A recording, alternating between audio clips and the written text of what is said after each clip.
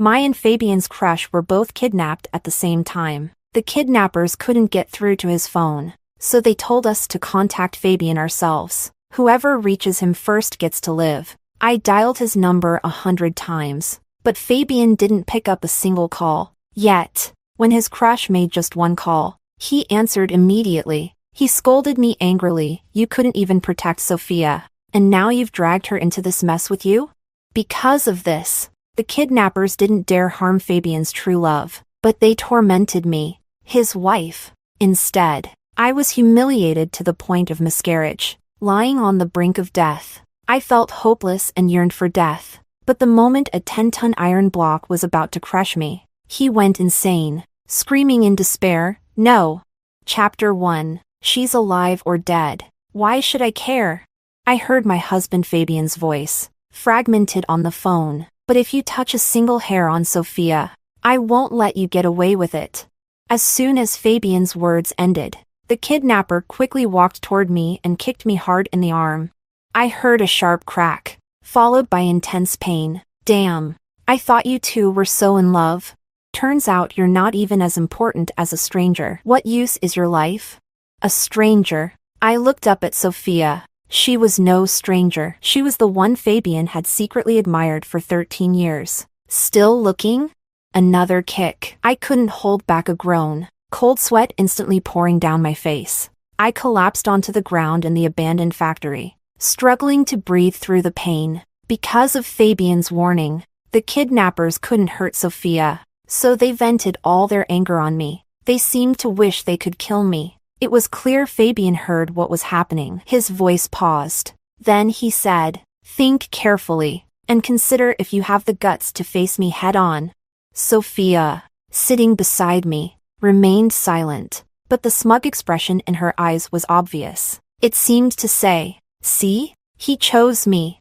Today, I had planned to attend a party alone. Just as I stepped out, Sophia stopped me. She begged me to give Fabian back to her, and before I could react, I lost consciousness. When I woke up, I was bound and thrown into this old factory by the kidnappers. My hands trembled uncontrollably, and the pain in my abdomen reminded me to seek help. I had once suffered a miscarriage, which left me physically damaged and unable to conceive easily. Now, I was pregnant with a child less than 2 months along. This was the child I had longed for, the one I hadn't even had the chance to tell Fabian about. So when the kidnappers demanded I call Fabian, I did so immediately. They wanted me to beg him, and I begged. But what I didn't expect was that after dialing 100 times, Fabian didn't answer a single call. However, when Sophia dialed, he picked up right away. Sophia smugly said, "I told you. I'm the one who's truly important to Fabian. If you insist on holding on to him without divorcing, you're only asking for more pain." Hearing this, I couldn't help but smile bitterly. Yeah, I was the one asking for it. I met Fabian in college, and I liked him from the start. At that time, I was studying piano, renowned in the industry. At my peak, I won an international award. With the title of Piano Queen, I married Fabian with pride. Though he came from a wealthy family, I had my own career, just like I imagined. We were perfectly matched, and our marriage was full of love. He remembered what I liked to eat and would cook for me. He knew my throat was sensitive in the winter and would prepare medicine for me in advance. The businessman who dominated the corporate world would always pester me with sweet talk. "When we have a child, I'll love both of you well," he'd say. His love for me was well known to everyone, but I never expected this happiness would only last for 2 years. That all changed when his crush, Sophia, returned. The day Sophia came back to the country happened to be our second wedding anniversary. I had prepared early, wearing my favorite dress for the occasion. I wanted to tell him that I was pregnant. I was excited to see the surprised look on his face when he heard the news. But I spent the entire night waiting by the river, freezing and losing my senses. When I called him, I received a cold reply. "Oh, I forgot. I have to pick up Sophia. She just returned. Don't you know how to go home if it's cold?" Later, I developed a fever close to 40 degrees Celsius and fainted at home. The maid was in a panic, crying at my bedside, but he didn't even ask about me. Even the dumplings I made while sick were tossed to the front desk of his company. I became despondent. Until the day of my award ceremony. Fabian was sitting in the front row. After receiving the award, I smiled and tried to walk over to him to tell him that the child we had been dreaming of was now in my womb. But as I stepped down the first stair, I suddenly felt hands pushing me from behind. I tumbled down several steps. The person who pushed me didn't let go, pressing down on me. Fabian immediately turned red in the face. He didn't care about his image, and rushed toward me, overturning the table in front of him. For a moment, I was blank, only remembering the child in my belly. The pain, overwhelming, suffocating pain. But when I saw him, it felt like I had found my anchor. I wasn't afraid anymore. I reached out to him, crying, thinking he would lift me up, comfort me, and save me. But the next second, I watched as he walked right past me, as if he hadn't seen me at all. Instead, he anxiously picked up the person who had pushed me. Chapter 2. Sophia, are you okay? I turned my head to see the person who had just awarded me the prize. Her eyes were teary. Fabian, my foot hurts. I think I twisted it when I fell, but it seems like this lady is in more serious condition. Fabian paused, as if just realizing I had fallen too, but his expression was full of blame. You can't even walk properly. You've dragged others down with you. If you can't control yourself, don't wear such a long skirt. It's embarrassing. After scolding me, he picked up Sophia and rushed her to the hospital. I stood there, frozen, watching his back grow further away, but he didn't notice that the black dress I was wearing was concealing the blood gushing from between my legs. She had only twisted her foot. But Fabian... I could feel it. The child inside me would never come back. In a daze, a crowd gathered around me. She's bleeding. She's pregnant. Oh my God! Quick! Get her to the hospital. After the miscarriage, I thought about divorcing Fabian, but he held me tightly, begging me not to leave him, unaware that I was pregnant. If he knew, he could never have treated me like that. He clung to me, trying to calm my broken self, brushing away the strands of hair from my face. His gaze gentle yet firm. Fernanda, we'll have another child. We will. I love you. I only love you. Since then, he seemed to return to the way he was 2 years ago. Everyone makes mistakes, and facing the goddess he had admired for 13 years, I thought perhaps I should give him another chance. Fabian made a phone call, warning them again not to lay a finger on Sophia. The kidnapper, still not satisfied, asked, "Then what about your wife? Don't you care about her? Who were you planning to grab?" "Your wife." "Yeah, Sophia was just dragged into this for no reason." He paused, then continued, "I really don't know what she's good for. She couldn't even protect someone as fragile as Sophia." The kidnapper sneered and said, "Hurry up and get the documents from your safe. Don't call the police, or you won't see anyone, not even one of them." Then the kidnapper brought a bowl of water to Sophia. She sat there, clean and unscathed. Just like what Fabian once said in anger, "You're not even as valuable as a single strand of her hair." I didn't have the same treatment. I could only curl up in a corner, clutching my arm, slowly losing the strength to blink. I didn't know how much time passed. Maybe it was one night, maybe a full day and night without food or water. I was exhausted, but I didn't even dare close my eyes to rest, because once I closed my eyes, I might not wake up. In the long, terrifying silence, I could only hold my belly, whispering to the little life inside me. I said, "Baby, don't be afraid. Mommy will protect you." I said, "Baby, Mommy will be strong." I said, "Daddy will come for us." I was barely conscious when I was suddenly slapped awake. The kidnapper stood before me, sizing me up, and then roughly wiped my face with his hand, starting to laugh maniacally. I trembled, sensing something was wrong, and instinctively shrank back. Don't touch me. No wonder Fabian would marry you." Looking closely, "You're not bad at all." My breath quickened, and I looked at Sophia from a distance, her eyes full of disdain. I wanted to call for help, but before I could speak, a rag was shoved into my mouth, and my hair was grabbed as I was dragged further into the factory. Your husband doesn't even want you anymore. Who do you think will come to save you?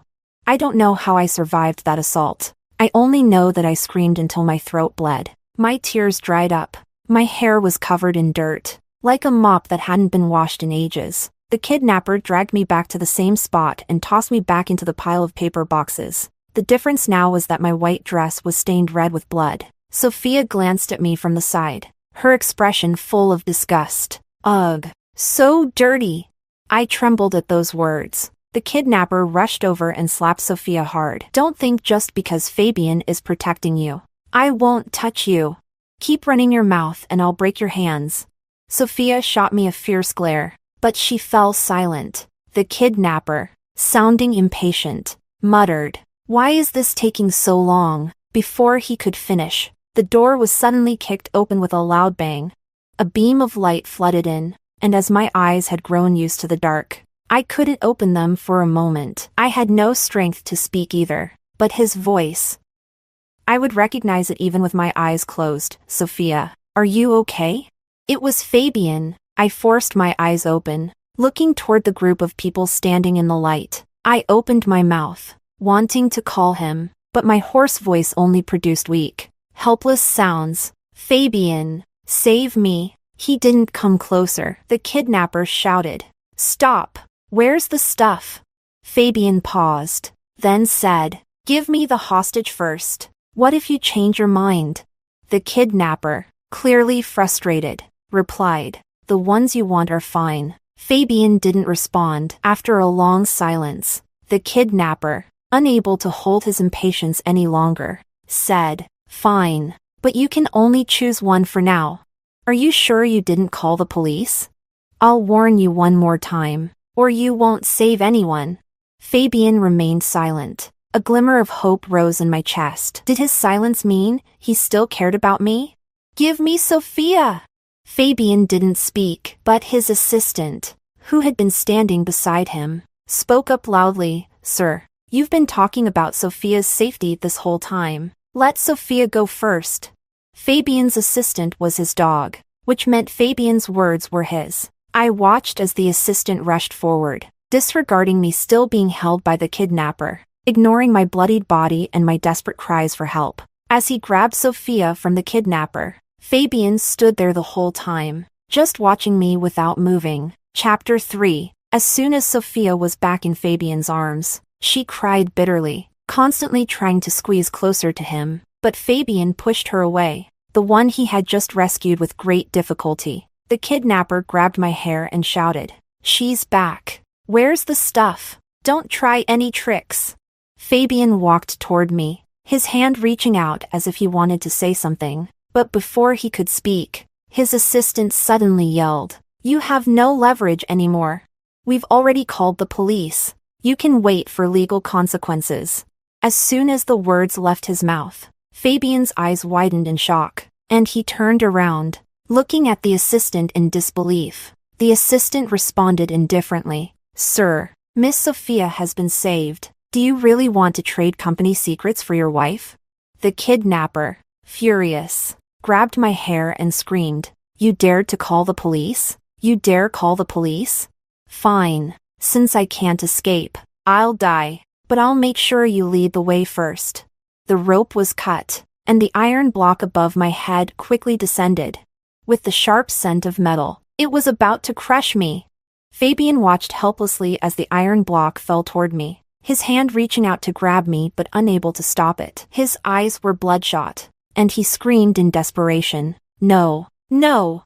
The scene in front of me seemed to stretch on infinitely. I turned my head to look at Fabian. He was going crazy, but all I felt was a sense of relief. "It turned out that you never thought of saving me. You didn't even want to lie to me. All right. This is the end. Goodbye. Fabian, we'll never meet again." I lay there, warmth flowing constantly from my body, spilling out, spreading to every corner around me like a blooming flower. A pair of legs knelt in the blood, slowly approaching me as if treating fragile glass. He didn't dare touch me for a long while, just reaching out to trace my form, his fingers trembling. "Fernanda.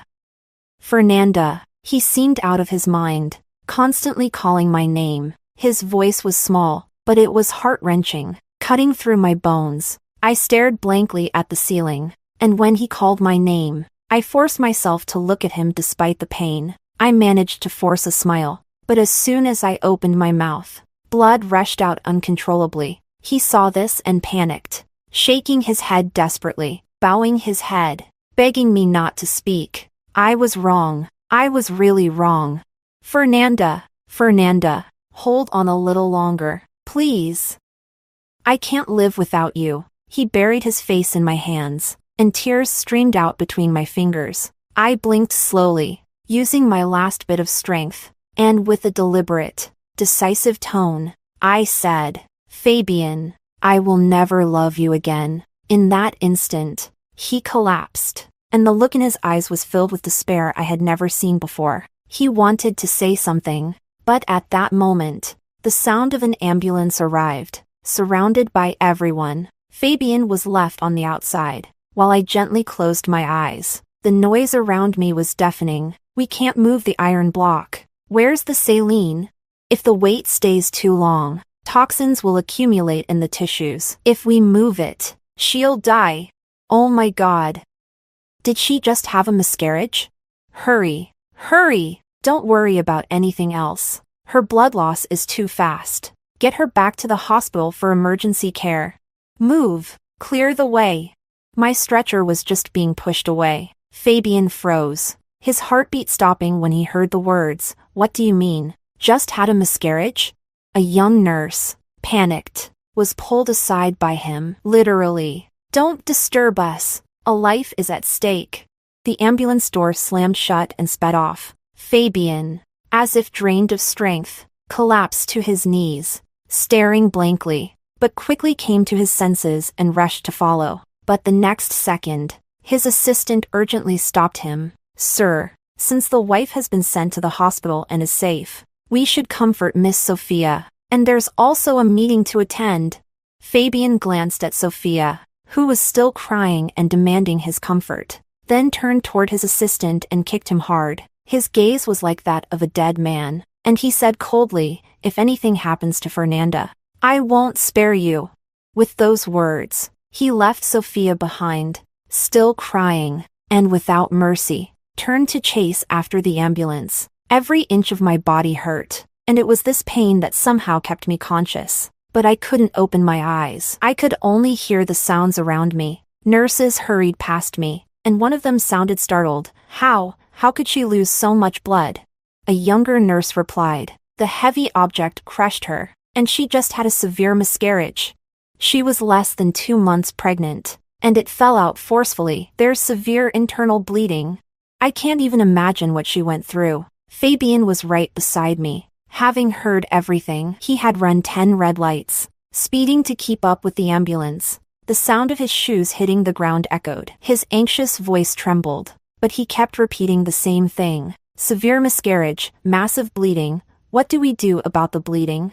A nurse pulled his hand away. Don't hold on to the stretcher. Don't delay our work. We'll do our best to save her. What blood type is she? A. She's type A. Fabian's voice was frantic as he immediately answered, spitting out my blood type. That was something the doctor had told him when I miscarried before. Damn it. There was a patient earlier who needed a blood transfusion. The hospital doesn't have enough A-type blood. Quick, contact the blood bank. See if they can get more blood bags quickly, or it'll be too late. What do you mean too late? Fabian suddenly shouted in panic. The nurse, annoyed, replied, It means she'll die. Can you please stop getting in the way? Who are you? His voice trembled, but was firm. I'm her husband, her only family. There was a pause, and then the doctor said, Understood. The family should wait outside. As the electronic door closed, I heard Fabian's broken scream. In truth, dying might not be so bad. Chapter 4. My life has been so exhausting. I wish I could be reborn into my mother's arms to finally find happiness. But instead, I survived. After a long period of effort from the doctors and nurses, I somehow managed to hang on to life. But life ahead will be even harder. During my days in the ICU, I was unconscious, only truly waking up the day I was transferred to a regular ward. My body was covered in wires and treatment tubes. I slowly opened my eyes and shifted slightly. Out of the corner of my eye, I noticed someone sleeping beside me. It was Fabian, his face pale, looking terribly exhausted and frail. I suddenly remembered the sounds I had heard while unconscious. The blood bags from the blood bank hadn't arrived on time. Fabian and I had the same blood type, and he nearly drained his own blood to give to me. I lifted my gaze coldly and looked at him, sneering. "Didn't you give up on me? Isn't it better if I just die?"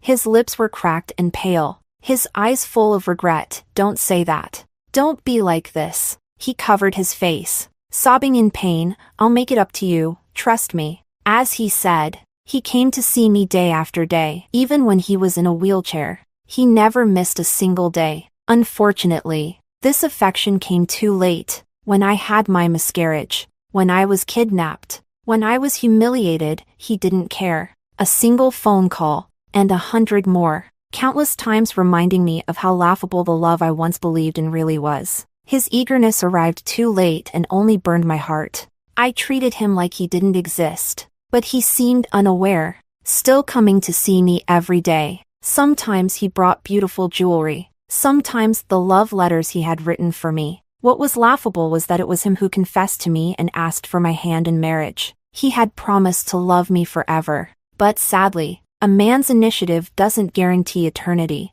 Yet, heaven gave me the chance to survive, and I was unwilling to endure any longer, unwilling to keep giving without anything in return. I needed to make things clear with him. That day, he came as usual, but this time, he brought a bowl of pumpkin and millet porridge. Back in the orphanage, what I looked forward to most was a bowl of pumpkin millet porridge with sugar. His eyes sparkled as he looked at me. "Fernanda, this is your favorite porridge. Please, try it." For a moment, I seemed to see the bowl of dumplings he had once given to someone else. I had mentioned that porridge, but then I turned and threw it straight into the trash can. Fabian looked shocked. "What are you doing?" I coldly stared at him, sneering. Was he trying to move me? Unfortunately, I wasn't falling for it. He forced a smile. "Don't like it? It's okay. I'll make something else for you." But just then, the doctor came in to check on me. Fabian closed his eyes, wiped his tears, and stepped aside. The doctor's tone was light, comforting. "Your husband's a good guy. He's been with you all this time. Actually, it's not the end of the world if you can't have children. Enjoy your time as a couple. It'll be less troublesome." Fabian seemed startled, and immediately interrupted. "Doctor." The doctor paused, then quickly realized. "Sorry. I didn't know your husband hadn't told you." I lowered my eyelashes. "I already know." After the doctor left, Fabian stood beside me. I looked into his eyes, but there was no emotion in mine. He gently covered my eyes, speaking in pain. "Please, I'd rather you hit me, scold me. Don't look at me like that. Please, you'll have more children. I'll find the best doctor to treat you." I scoffed. I had heard these words too many times to feel anything anymore. I didn't want to keep hoping. I blinked, my eyelashes brushing against his palm, and said firmly, "Fabian, I don't want you anymore." His hand trembling as it covered my eyes. He froze, then, in disbelief, asked, "What did you say?" I said, "I don't want you anymore." I slowly moved my eyes away and looked at him blankly. "You don't deserve my love." He gasped for air, unable to accept it, his voice growing angry. "Are you really going to leave me for this? We can have more children. I'll take care of your health. If you don't like Sophia, I'll never see her again. I'll do whatever you want. What else do you want?" I frowned and looked at him, my gaze unwavering as I stared into his eyes. "What about the pain I've endured? When you had to choose, how could you choose that? When I called you, why didn't you answer? I am your wife. You kept checking on Sophia's safety, but never gave me a single word of concern. When I was humiliated to the point of miscarriage, where were you? When I was being killed, where were you? You never truly loved me. Fabian, touch your heart. It was you who gave up on me first." He stumbled backward, shaking his head repeatedly, unable to accept what I said. Chapter 5. I didn't I didn't give up on you. I did think of you at the time. It's just, I stared at him. Just what? Just that your assistant spoke before you did? But what's the difference between what your assistant said and what you said? He suddenly raised his head, hysterically refuting. No, that's not it. At that time, I truly wanted to save you too. I wanted to save Sophia first because she grew up with me, but I didn't want to give up on you. Not choosing you was because I didn't want the kidnappers to think you were important, to make them guard you too closely. I wanted to lower his guard to save you. Fernanda, believe me. By the end of his speech, he was rambling, walking towards me as if he was about to hug me. I smiled bitterly. Fabian, I'm your wife, and yet you chose her time and time again, never once making an exception. I took a deep breath and pushed him away fiercely. I can't endure this anymore. Fabian, we're done. He froze, but then he suddenly grabbed my hand. Fernanda, forgive me. Didn't you say you wanted to see the northern lights? Let's go. Once you're discharged, we'll go. I laughed coldly. It's too late for all of this. Fabian, things have come to this point. No matter how you feel, it doesn't matter anymore. After that, Fabian didn't come to see me for many days. Perhaps it was because of this that Sophia found her chance to meet me. That day, I sat in a wheelchair, gazing out at the lawn. Since the incident, my body had become far weaker. I couldn't even bear the slightest breeze. Sophia suddenly appeared behind me. You're really tough. After all this, you're still alive. You're still clinging to Fabian, aren't you? I didn't bother to turn around. I continued to look outside, silent. Her anger at being ignored led her to grab my wheelchair and pull it away. Then she shoved the window open. This room smells like death. It's probably your stench. I furrowed my brows and looked at her as if she were a ghost. My voice was serious. Close the window. She snorted, laughing. What did you say? You loser. Fabian doesn't want you anymore. And now you have the nerve to order me around? A cold wind blew in. I shivered and was about to speak when she spoke again. Enough of the show. I'm here to make you divorce Fabian. I frowned. Divorce was something I'd already discussed with Fabian many times. After our last argument, he had been avoiding me. I hadn't even had a chance to bring it up again. Before I could think further, Sophia pulled out a stack of papers from her bag, her face full of arrogance. This is the divorce agreement. You better sign it right now. I warn you, Fabian will always love me. He's waited for me all these years. Don't you dare try to stick to him. I chuckled lightly. Fine, I'll sign. She froze, asking in disbelief, you're willing to? I nodded. As long as you can convince Fabian. With that, I grabbed the pen and quickly signed my name. She took the agreement with a look of smug satisfaction, as though everything had gone according to plan. You really think Fabian will fall for your little game of playing hard to get? Don't worry. Neither Fabian nor his family would ever want a filthy, useless thing like you. Although I didn't care, hearing her humiliate me like that still irritated me. Just as I was about to speak, the sound of Fabian's voice came from the doorway. Who are you calling a useless thing? Fabian's footsteps were fast, his expression serious and terrifying. Sophia, seeing him, stepped back in fear, nearly falling out the window. The agreement she was holding slipped from her hands and scattered across the floor. Fabian picked up the papers and, with just one glance, flew into a rage and tore it all apart.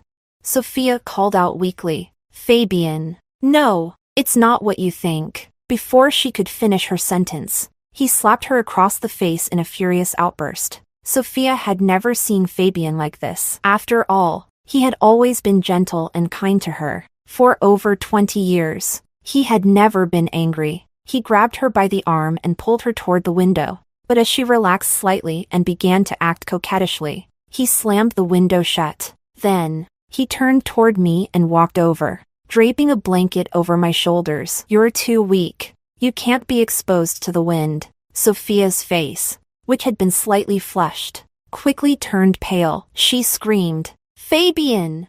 Who told you to come here? I'm worried. Didn't you say you'd always like me? Why are you so concerned about her now? Fabian narrowed his eyes and snorted coldly. So, you think you can buy my assistant with this? Sophia's face instantly turned pale. He grabbed Sophia and dragged her out of the room. I suddenly felt something was wrong. Leaving everything else aside, why did the kidnapper, who had seemed relatively normal before, suddenly turn violent with me? If it was about Fabian's documents, he wouldn't dare to treat me like that. Beating or scolding, those would have been more normal tactics. But the way he acted towards me, it felt like he hated me so much that he wanted to destroy me from the root. My head started to ache. I went to grab a glass of water, but I wasn't paying attention and the cup shattered on the floor. As soon as the sound rang out, Fabian rushed in, panic clear on his face. What happened?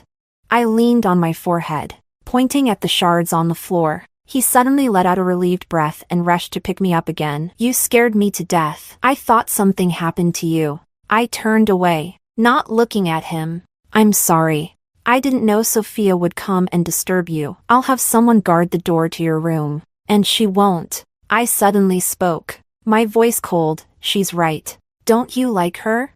Why are you still bothering with me? Do you think I'm bothering you? He looked at me, incredulous. Then what else could it be? Love me? Sorry, but I'm not interested anymore. With that, I gave him an unmistakable dismissal, since he wouldn't listen no matter what I said. I figured I didn't want to talk to him anymore. Once a choice is made, there's no turning back. He didn't come to see me for several more days. The next time we crossed paths was in the hospital corridor. The kidnapper had been beaten half to death in the detention center and was sent to the hospital for emergency treatment. I was pushing my wheelchair through the corridor, getting some fresh air. Fabian was being escorted by the police toward the kidnapper's room. When he saw me, his gaze flickered, then quickly dimmed. When I got back, I learned that he had discovered something. Chapter 6. During the day, Fabian went to investigate the kidnapping case. And at night, he stayed outside my room, watching over me. The mental pressure became overwhelming. And after witnessing the kidnapper's nonchalant attitude again, he couldn't hold himself back and threw a punch. I was sitting nearby, listening to the sounds from inside. Then, Fabian came out. You're free now? He lowered his head despondently. Do you want me to be arrested? I blinked. I just want you to give me fairness. He forced a smile. Okay. The next day, he kept his promise and brought Sophia and his assistant to see me. The assistant looked defeated and followed Fabian into the room. Sophia was still calling Fabian brother, begging him to let go. As soon as she saw me and the assistant, her expression immediately stiffened. What's going on? Why did you bring me to see them? Fabian shoved her forward, making her fall to the ground. No longer the pristine image she had been. You say it, or should I expose you? Fabian's voice was sharp and unyielding, and Sophia trembled on the floor. She remained silent, but I wasn't in a rush. I turned to the assistant. And you? Why are you here? The assistant was shaking, and Fabian shot him a glance. The assistant immediately knelt down, his head hitting the floor in a desperate plea. I was wrong. I was wrong. I shouldn't have been so foolish. Sophia told me your wife was disliked, and that Fabian loved her. Not you.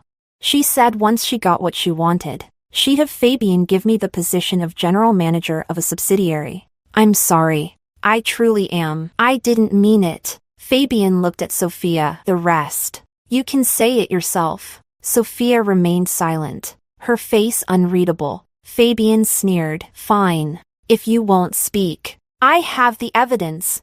With that, he played a video from a USB drive. It's that woman, Sophia.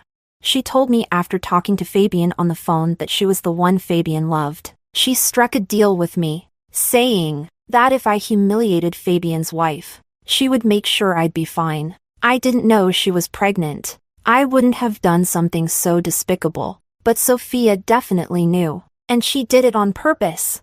After the video, Fabian threw the USB drive next to Sophia. Sophia still refused to back down. With a sudden fierce gesture, she pointed at him. I didn't do anything, brother. You've been bewitched by her. I'm the one you like. Fabian looked at me and said softly, Yes, I did love you, but that was in the past. Now, all my love belongs to Fernanda. I have no love left for anyone else. Sophia collapsed, her voice shrill. What do you mean? When my family had money, you loved me, but now that we have nothing, you don't love me anymore? Ha ha ha, your love really is cheap. She laughed crazily, as though she wanted to tear me apart. You're just a dirty woman. You think I love you, Fabian? Humph, don't be foolish. I only care about money. All I want is money. I don't have money. I can't finish my studies. I can't live a good life. Fabian, I never loved you. I just wanted your money. As the anger and frustration poured out, she stopped pretending. Soon, her tears started to flow. I don't want love. What use is love? Love is the most useless thing in the world. Yes, love really is the most useless thing in the world. All of Fabian's efforts to stage the scene, thinking it would make me forgive him, were just a way for me to finally get the answers I deserved. Fabian looked at me with pleading eyes. I spoke softly. Don't you realize?